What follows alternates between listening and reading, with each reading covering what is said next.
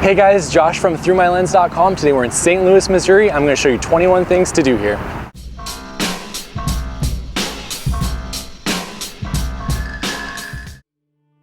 With centuries of history as a Native American settlement and then again as a major port on the Mississippi River, St. Louis is a city with a ton of things to explore. I got a chance to spend a week there, and here are some of my favorite things I did while in St. Louis. Be sure to let me know what your favorite is in the comments. Recommendation number 1 is the Gateway Arch. The St. Louis Gateway Arch is the most famous attraction in the city. The arch is a prominent part of the city skyline and it stands at over 600 feet. You can walk through the park that the arch sits on, or you can pay to take the small elevator up to the top of the arch. Note that the elevator is tiny and not for those that are claustrophobic. Once at the top, you can get amazing views of the city and out across the river into Illinois as you walk across the top of the arch to get to the other pod that takes you back down. It's a great and historic attraction in the city, but again, not one for those who are afraid of heights or small spaces. Recommendation number 2 is City Museum. City Museum is probably my favorite place in St. Louis. It reminds me a lot of Mia Wolf in Santa Fe, as it's a giant, crazy art installation that you can interact with and explore. There's seriously so much to climb on and discover in this space that you could easily spend a day and not see it all.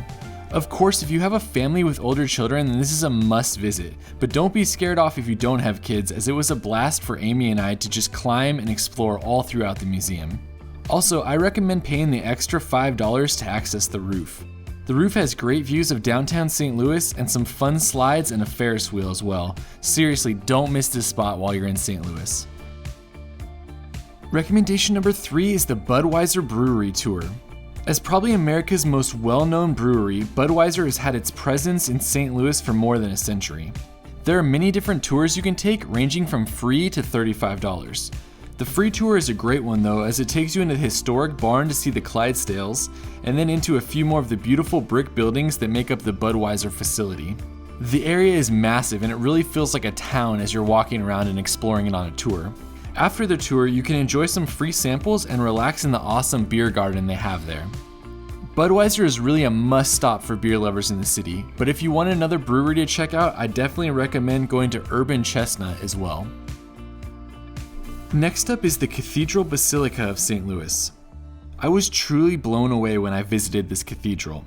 It is breathtaking with massive mosaic murals all along the ceiling of the interior. It's one of those places that you can sit in for an hour since the art that lines the wall is so intricate. They also have a mosaic museum downstairs that you can see when it's open as well. The cathedral is a quick stop, but I guarantee it's one of the most impressive US-based cathedrals you've ever seen.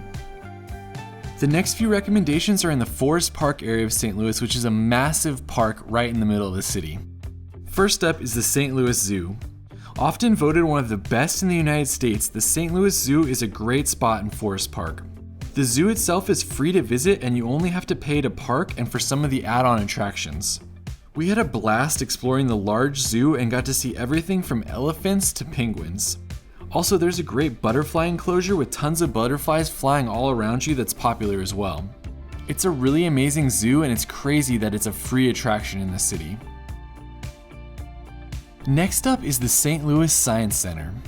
The Science Center is another free spot in the Forest Park area and it's a great place to visit with younger children. The center has a lot of fun interactive exhibits ranging from video games and dinosaurs to rotating exhibits like Pompeii. There's also a great planetarium and there was an exhibit on the moon that we got to check out while we were there. It didn't have as much to see as I was anticipating, but it's still another great spot that's free to visit after you pay to park. My last recommendation in Forest Park is the Art Museum. I'm sure you realize by now that St. Louis has some amazing spots to see for free in the Forest Park area. The Art Museum is one of those and it's gigantic with 3 floors of exhibits. I spent a good hour there and saw less than half of what was on display.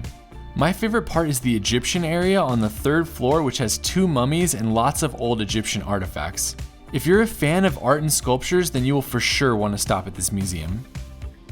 My next recommendation is the Botanical Gardens. With over 70 acres, the Botanical Gardens of St. Louis are one of the city's most popular attractions. The sprawling property is meticulously kept up with thousands of different types of plants to see. There are even 3 indoor greenhouses, with the main one in the middle of the park being a self-contained rainforest ecosystem.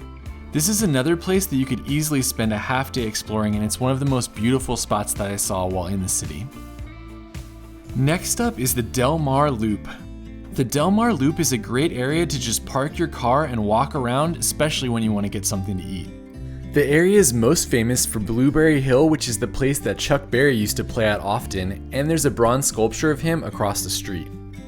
Plus, the Delmar Loop has the St. Louis Walk of Fame, which highlights some famous people from St. Louis. Across the street, you'll see Fitz's Root Beer, which is another St. Louis creation, which has insane floats in all sorts of different flavor combinations.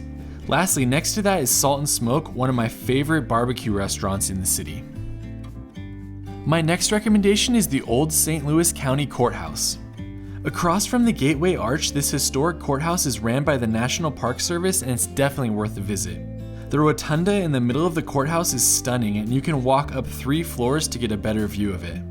The courthouse is also where the historic Dred Scott case was tried, which is a depressing part of the nation's history. They have a great exhibit telling you all about the trial in the courthouse to check out, and a bronze sculpture of the Scotts outside the courthouse as well.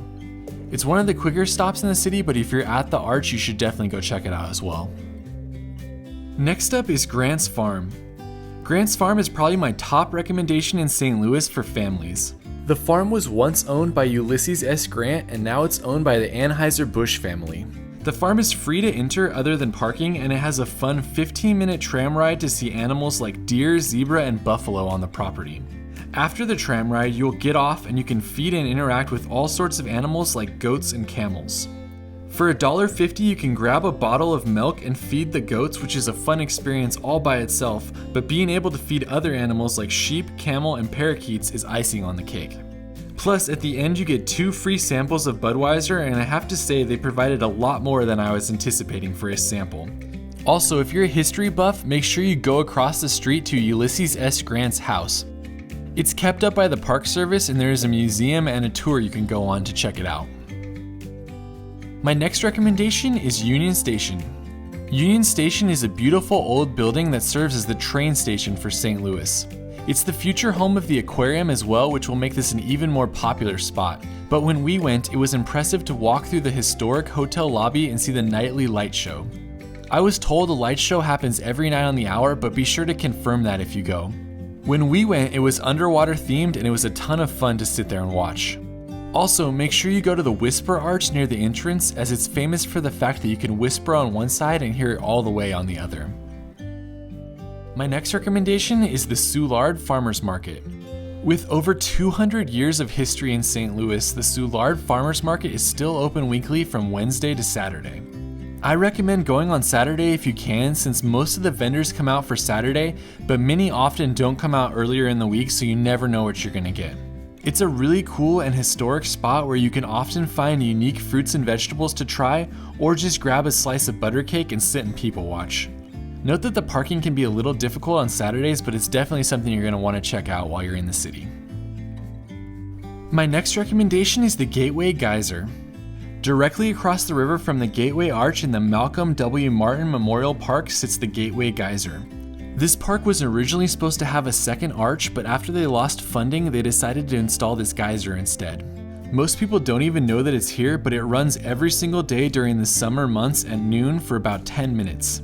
The fountain supposedly shoots up to the height of the arch on a day with no wind. When we went though, it shot pretty high, but nowhere near the arch's height.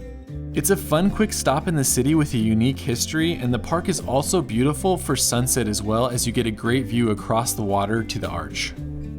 For my last 2 recommendations before we start talking about food, I want to go a little bit outside of the downtown St. Louis area. First up is the Chain of Rocks Bridge.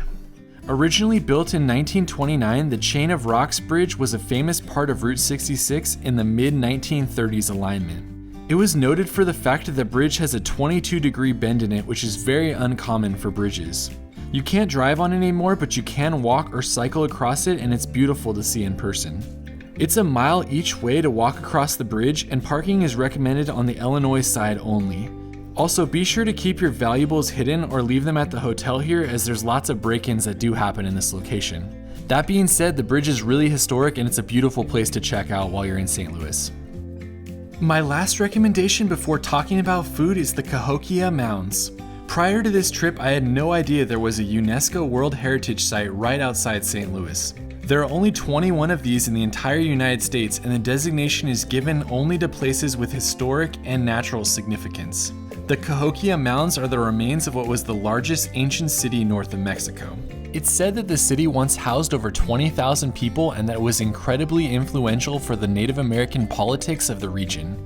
It's worth visiting as it's a quick 15-minute drive from St. Louis, and they have a nice museum, a video about the area, and one large mound that you can still climb to the top of. It's awesome to see one of the largest mounds preserved like this, and it's certainly worth all the steps to get to the top and see the views of the surrounding area. My last few recommendations are all food spots in St. Louis. First up is Crown Candy Kitchen. This restaurant has been a part of St. Louis for almost a century, and during that time has remained largely the same with the old school diner vibe and great nostalgic feel. The restaurant has a famous BLT sandwich that often wins awards and which has an unhealthy amount of bacon on it. Plus, it also has some fantastic milkshakes. Do note that there's pretty much always a line to wait as it's a small spot, but it's definitely worth the wait. Next up is a visit to Ted Drew's. There's a good chance that if you go to St. Louis, someone will tell you to go get frozen custard at Ted Drew's. As a Route 66 mainstay, Ted Drew's has been in St. Louis since the 1930s, and the main shop has a fun old school vibe with a neon sign and Route 66 memorabilia. The place is famous for its custards, which have hundreds of different flavor combinations with all of the add-ins available. Be prepared to wait as there's pretty much always a line, but it was easily worth the wait for me when I got a chance to try it. Do note there's a Ted Drew's vending machine in the airport if you miss out on it while you're in the city. Next up is Emos Pizza. Believe it or not, there's actually a thing called St. Louis-style pizza, and Emos is the place that you get it while visiting the city. I had never heard of it before, and it resembles more of a flatbread than a pizza to me. They use their own special cheese blend and then put toppings on top of that, and it all sits on a really thin slice of crust that's almost like a saltine cracker. I actually did enjoy it, but it's not like any pizza I'd ever had before. Next up is St. Louis-style BBQ. St. Louis-style BBQ is known because it's grilled and then served dry, and you add on the sauces that you want for it. Some of the main places for this type of barbecue are Sugar Fire, Pappy's, and Salt and Smoke.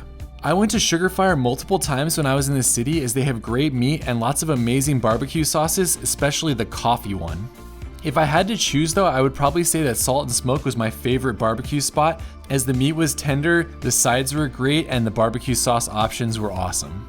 Just make sure you don't leave before you get St. Louis style barbecue. You won't be let down by it. My last recommendation is to try the Gooey butter cake. Gooey butter cake was created in St. Louis, but none of the originators of the dish are still in business. That being said, you'll find Gooey butter cake all over the city, which is basically just a cake with flour, butter, sugar, eggs, and a dusting of powdered sugar. It's incredibly rich and decadent, and all the places I had it at, I enjoyed it. If I had to pick one spot, I'd go to Park Avenue Coffee though, as they carry the butter cake made by Ann and Allen Baking Company, which has over 70 different flavors. Of course, the original is the best, but it's also fun to be able to try a bunch of different options while you're at the shop. Thanks so much for exploring St. Louis with us. Make sure to like and subscribe, and let us know what other cities you'd like to see in the comments. We'll see you guys on the next video.